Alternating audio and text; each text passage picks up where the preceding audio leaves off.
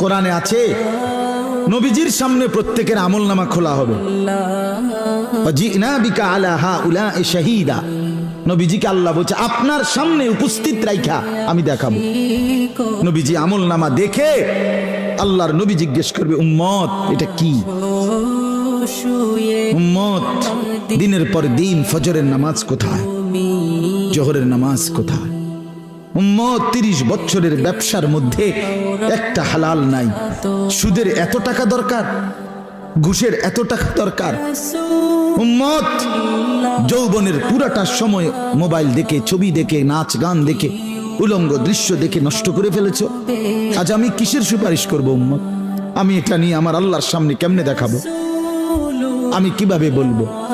হযরত মাওলানা তারিক জামিল সাহেব বলেন হাসরের ময়দানে নবীজি, আহা বাপ শুনেন শেষ কথা, হাসরের ময়দানে নবীজি নিজের পিঠ মোবারক চাদর সরাইয়া ফেলবেন আর উম্মতকে দেখায় বলবেন উম্মত দেখ না আমার পিঠ চালনির মতো ছিদ্র ছিদ্র, তায়েফের পাথরের আঘাতে আমি এই পরিমাণ ব্যথা পাইছি, আহত হয়েছি, রক্তাক্ত হয়েছি, মৃত্যু পর্যন্ত আর আমার ছিদ্রগুলো আর গোশত দিয়া পুরায় নাই।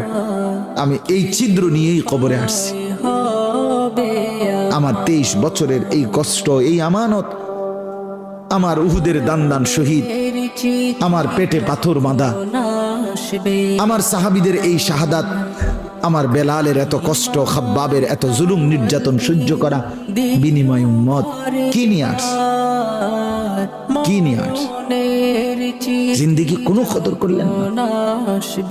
আবার বলছি ইন্নী লাকুম মিনহু নাযীরুম মুবিন, আল্লাহ বলছে নবী শুনাইছে 2 বার, পর পর 2 বার বলছে উম্মত আমি কিন্তু ভয় প্রদর্শন করব।